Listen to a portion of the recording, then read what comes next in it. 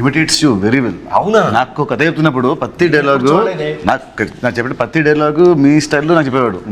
మీ modulation లో వీళ్ళందరూ అబ్బాయి నీకు చెప్పాలి, నేను హీరో నువ్వు, నేను వీళ్ళ సంగతి చెప్పాలి. అనిల్ రావు కూడా ఒకడు ఉన్నాడు, ఇతను ఒకడు, వీళ్ళందరూ వెనకాల నన్ను ఇమిటేట్ చేస్తున్నారు.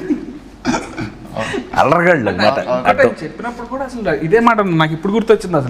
అసలు ఎగ్జాక్ట్ రాజేంద్ర ప్రసాద్ గారిని తప్ప ఇంకోళ్ళని అసలు ఊహించుకోలేము. ఈ క్యారెక్టర్లో వేరే వాళ్ళు ఎవరెవరినైనా ఊహించుకోవచ్చు, కానీ ఆయన ప్లేస్లో మాత్రం వేరే వాళ్ళని ఊహించుకోలేము అన్నారు.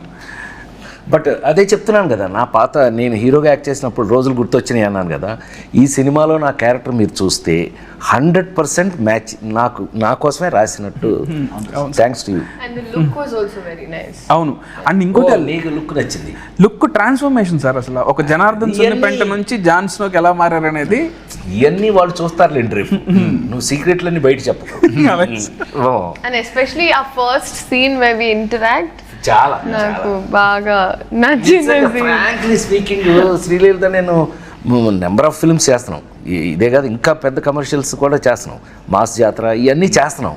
కానీ ఈ పిల్ల ఈ సినిమాలో యాక్ట్ చేసేటప్పుడు కానీ ప్రతి సీన్కి she was in the character. అంటే ఆ క్యారెక్టర్లో ఉండటం అనేది నచ్చకపోతే జరగదు. ఏ యాక్టర్కైనా మనకు నచ్చందే ఆ సీన్లో ఉండం మనం. బట్ ఈ పిల్ల మాత్రం టోటల్గా క్యారెక్టర్లోనే ఉంది ఈ సినిమాలో. చాలా అంటే చాలా ఇష్టపడి చేసింది అని అనుకోవచ్చు మనం. డెఫినెట్ బాగా రిలేట్ అయింది క్యారెక్టర్ చాలా. శ్రీలీల దగ్గర ఒక స్పెషల్ ఒకే ఒక అభిప్రాయం చెప్తా, ఈ పిల్లకి ఇష్టమైతే బాగా యాక్ట్ చేస్తుంది, చాలా ఇన్వాల్వ్ అయ్యి. ఎనీవే చెప్తారు.